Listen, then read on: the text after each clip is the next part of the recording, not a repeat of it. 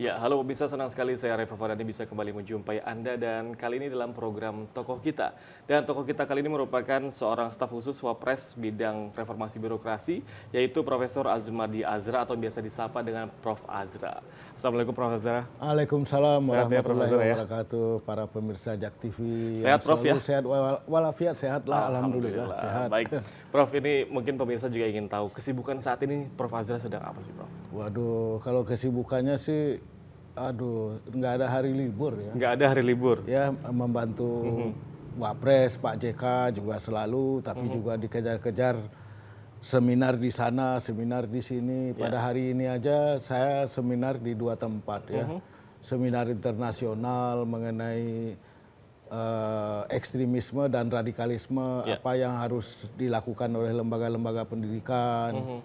Habis itu seminar lagi mengenai pengembangan pendidikan tinggi Islam gitu. Jadi habis itu mengajar lagi di Pasca UIN sini, UIN Syarif Hidayatullah Jakarta gitu. Jadi nggak bisa bernafas. Besok Jadi juga bisa saya bernafas. harus keluar kota ke Surabaya, ada seminar. Habis itu hari Jumatnya ada konferensi lagi di Festival Borobudur, ya kan. Jadi macam-macam, nggak bisa bernafas lah. Jadi di kalender Prof nggak ada tanggal merah, Prof ya? Tanggal hitam semua gitu Tidak ya? ada tanggal merah. Kemarin tanggal merah malah saya di Jogja memberikan ceramah untuk sebagai narasumber dari program penanaman ideologi kemuhammadiyahan ya di Yogyakarta. Baik, ini kan Prof. Azra kan seminar juga, ngajar juga, membantu Wapres juga iya gitu. Ini membaginya sulit nggak sih sebenarnya, Prof? Ya nggak juga. Kalau saya karena sebagai staf khusus bidang reformasi birokrasi Wapres Pak JK itu lebih fleksibel waktunya, lebih fleksibel waktunya dan biasanya ya saya dengan Pak JK ini, Pak Wapres ini udah lama. Sejak saya masih aktivis gitu, sering mengirim surat cinta ke Pak JK. Surat cinta itu maksudnya minta sumbangan gitu. Ya suka, Pak JK orangnya pemurah, jadi suka dikasih itu. Waktu masih muda-muda lah, tahun akhir 70-an, awal 80-an gitu. Berarti bisa diceritakan nih Prof, sebenarnya seberapa dekat sih Prof Azra dengan Pak JK? Ya kemudian setelah saya udah lama nggak ketemu sebetulnya. Saya kan kemudian menjadi rektor sejak 98 di IAIN, kemudian tahun 2002 di bawah kepemimpinan saya berhasil mengembangkan IAIN menjadi UIN gitu. Dan kemudian selesai masa jabatan rektor itu pada tahun 2006, akhir 2006 gitu. Nah kemudian setelah itu mungkin Pak JK ingat saya gitu. Saya dipanggil sama Pak JK, waktu itu saya pas lagi di Oxford, lagi ada di Oxford Inggris, lagi ada seminar gitu. Tahun 2006, 2007 awal gitu ya. Jadi saya dipanggil supaya menghadap gitu lah. Saya menghadap ke Pak JK. Setelah pulang dari Oxford, diminta menjadi deputi Kesra. Masa Pak JK itu menjadi Wapres dari Pak SBY, Presiden SBY. Jadilah saya jadi deputi.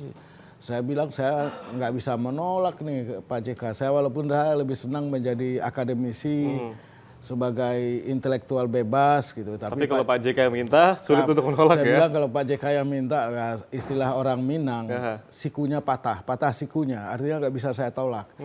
Jadi kemudian saya menjadi deputi Kesra lah, dari 2007 sampai 2009 berakhirnya pemerintahan SBJK. Kemudian setelah itu saya menjabat, Pak JK itu baik sekali, jadi walaupun saya deputi Kesra, saya tetap diizinkan menjadi direktur sekolah pasca sarjana di sini. Jadi saya merangkap 2 jabatan struktural, yaitu sebagai direktur sekolah pasca sarjana UIN Syarif Hidayatullah Jakarta dan juga menjadi staf, bukan staf waktu itu deputi Kesra, ya kan, yang memang struktural sekali. Jadi saya pada dasarnya harus masuk gitu ya, tiap hari. Tapi Pak JK sangat toleran lah, dia bilang ya silakan yang pasca tetap dipegang. Saya bilang sama Pak JK, saya sering sekali ke luar negeri, hampir tiap bulan bisa 2 kali gitu. Ya silakan aja diatur waktunya. Jadi saya kemudian ya pergilah ke luar negeri sering, karena pada waktu itu saya menjabat sebagai Dewan Penasihat di beberapa lembaga internasional, misalnya UN Democracy Fund, jadi badan PBB untuk pengembangan demokrasi. Kemudian juga menjadi penasehat dari International IDEA di Stockholm, yaitu International Institute for Democracy and Electoral Assistance. Ya pas masa-masa itulah sampai tahun 2013 kemarin baru selesai 2 periode gitu. Baik. Nah, jadi Pak JK mengizinkan saya untuk pergi. Tidak pernah Pak Wapres itu menolak saya. Baik. Jangan pergi gitu. Jadi kedekatan dengan Pak JK sudah dimulai dari aktivis ketika itu hingga sampai dipercaya menjadi deputi Kesra ya. Iya. Nah, ini bisa dikatakan dengan banyaknya pengalaman yang sudah Prof. Azra lakukan ataupun dapati. Pengalaman apa sih bisa dibagi ke masyarakat nih? Ya, sedikit lagi ceritanya. Tahun 2017 yang lalu, Januari, saya dipanggil lagi oleh Pak JK tuh. Ingat dia, diminta satu staf khusus menghubungi saya, apakah saya mau lagi nggak membantu Pak JK. Maka saya dipanggil lagi, saya bilang ya pastilah, masa Pak JK. Karena nggak bisa menolak ya tadi bisa ya. menolak, saya nggak sopan kalau saya menolak. Maka kemudian saya jadi staf khusus bidang reformasi birokrasi Wapres RI dari Januari 2017 sampai sekarang, dan mudah-mudahan sampai berakhirnya pemerintahan Jokowi JK pada Oktober tahun depan 2019. Jadi ketika menjadi staf khusus Wapres ini memang diminta langsung oleh Pak JK? Iya, memang. Ya, apa dia masih bersedia nggak katanya pesannya itu? Ya pastilah bersedia. Pasti ya. Masa sih gitu kan? Selama kata Pak JK sama saya, udahlah katanya waktunya fleksibel, diatur aja katanya. Baik. Jadi dan enak. Saya kira bekerja dengan Pak JK itu enak sekali karena beliau egaliter. Suka juga kadang-kadang saya canda-candain gitu ya. Beliau nggak pernah marah. Jadi hubungan dengan Pak JK sangat baik sangat gitu baik ya Pak Prof. Azra ya. Nah tadi kan Prof. Azra sudah menceritakan sedikit mengenai kedekatan dengan Prof. JK dan juga sejarah sampai akhirnya dipercaya menjadi staf khusus. Nah pemirsa juga ingin tahu nih kira-kira ataupun sejarah dari Prof. Azra sendiri mulai dari kecil hingga kok bisa sih bisa dipercaya menjadi staf khusus ini seperti apa sih Prof?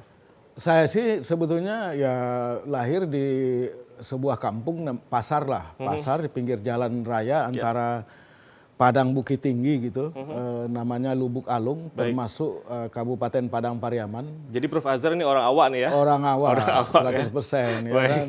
Ya, tapi putra-putri saya udah campuran karena ibunya Sunda ya. Jadi putra-putri saya itu betul-betul Indonesia. Ya. Indonesia. Udah Mixed Indonesia. culture ya. Nggak bisa bahasa Minang, nggak bisa bahasa Sunda. Kecuali hanya satu saja. Nah jadi saya dari situ, kalau dilihat di peta Indonesia, kampung saya itu nggak ada dalam peta. Lubuk Alung nggak ada, ya kan. Sampai saat ini mungkin udah ada kali Prof ya? Tapi kalau petanya yang besar sekali baru ya? ada. Lubuk Alung. Nah, itu dia Lubuk Alung. Nah saya SD di situ. Kemudian sekolah menengahnya itu ke Padang. Nah tahun 76 saya ke Jakarta, masuk ke IAIN sini, Syarif Hidayatullah Jakarta di Fakultas Tarbiyah. Ya. Saya BA, Bachelor of Art-nya tahun 79, kemudian Dr. Andes tahun 1982. Nah saya itu yang pertama dari angkatan saya yang mendapatkan gelar Dr. Andes. Walaupun saya sebetulnya aktivis, saya pernah menjadi ketua umum HMI cabang Ciputat, pernah juga menjadi ketua umum Senat Fakultas Tarbiyah, ya, suka mendemo Pak Harto, Presiden Soeharto, ya, dikejar-kejar sama tentara dari Kodam di Ponegoro itu mengejar-ngejar, karena pada waktu itu saya memimpin demo melawan menentang masuknya aliran kepercayaan. Ya maksudnya pada waktu itulah zaman anak muda apa saja diangkat jadi isu ya, termasuk aliran kepercayaan gitu. Jadi setelah itu ya selain itu saya juga pernah jadi wartawan lama bersama Buya Hamka, Panji Masyarakat. Sejak 79 sampai saya berangkat ke Amerika sampai tahun 85 gitu, awal 86. Bekerja sebagai wartawan dan editor redaksi di majalah Panji Masyarakat. Disitulah saya berlatih menulis, melakukan intelektualisasi diri gitu. Jadi kerja jurnalisme itu saya pandang saya jadikan sebagai salah satu tahap Baik. intelektualisasi diri. Jadi kalau banyak dulu itu sering ada istilah wartawan atau jurnalis disebut kulit tinta. Iya. Nah, saya tidak keberatan dengan istilah kulit tinta karena bagi saya kewartawanan itu dengan dunia tulis menulisnya itu adalah proses intelektualisasi diri, Baik. membangun diri kita menjadi seorang yang memiliki intelektualisme yang tinggi. Jadi Prof. Azhar sendiri memang pengalaman organisasi sangat banyak sekali nih Prof ya. Iya. Nah ini sebenarnya awal mula suka organisasi dari mana sih Prof? Namun tahan dulu karena pemirsa kami harus jeda sejenak, tetap bersama kami dalam program Tokoh Kita. Ya.